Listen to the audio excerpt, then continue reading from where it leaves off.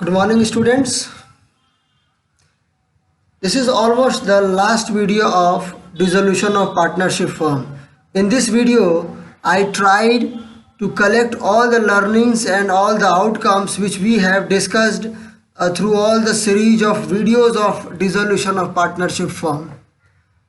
This collection will help you in solving your problems, in having a clear concept of those situations.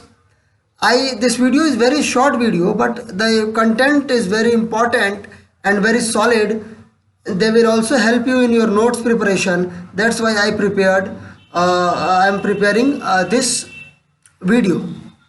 This video contain some common topics also which I have discussed in our earlier videos. And I just want to begin this video with the accounting process of dissolution of firm.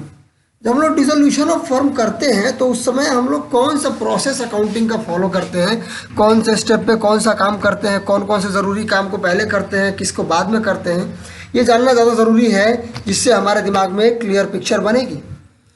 तो पहला step होता है, क्योंकि dissolution of firm means shut down the business, so we need to close the books of accounts, that is asset and liabilities, through realisation account. By transferring the balances of assets and liabilities we can close those books if we transfer their balances to realization account.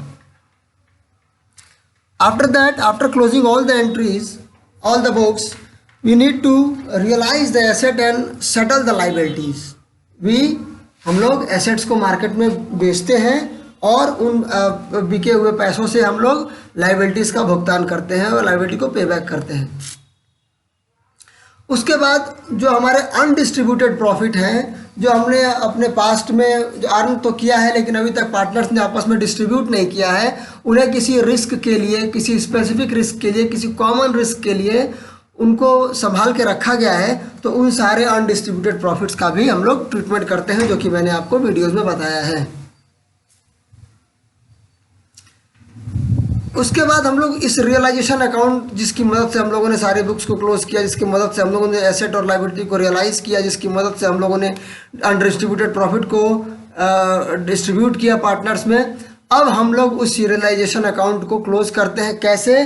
तो by transferring the balance of that account to partners capital account.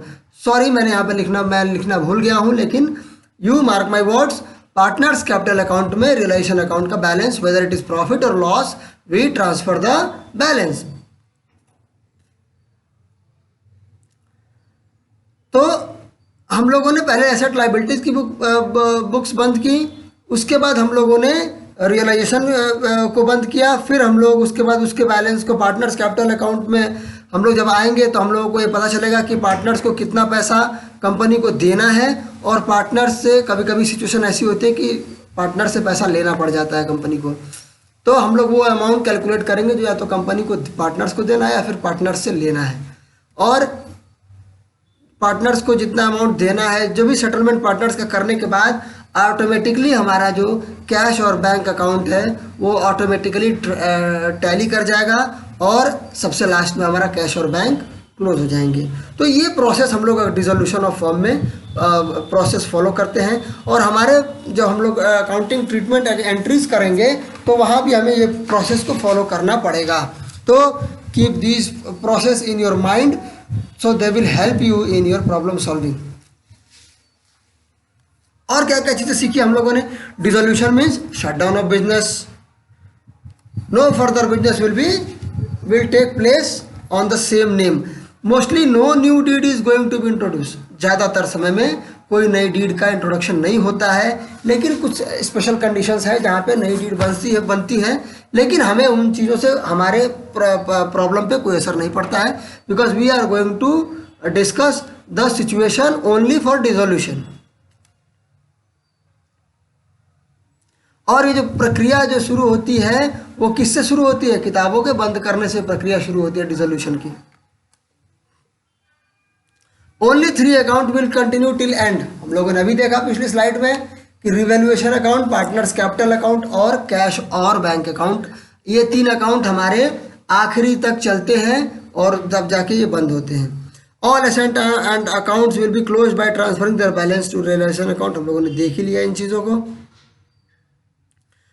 Asset और liabilities को realise करते समय ये इन चीज़ों का भरपूर ध्यान रखना है आपको अपने दिमाग में। Liabilities will compulsorily be realise, कोई भी लाइबिलिटी अनरियलाइज नहीं, अनसेटल्ड नहीं छोड़ी जा सकती।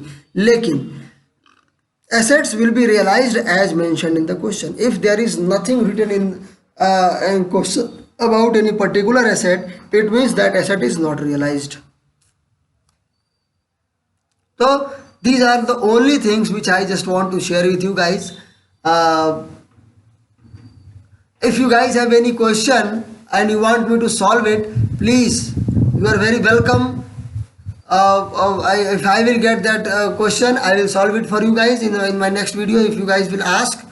And for the time being, my common instructions are there. Keep preparing notes, start solving problems as much as possible, keep giving me feedbacks, and your doubts are very valuable for me. So guys, for the time being, thank you and all the best.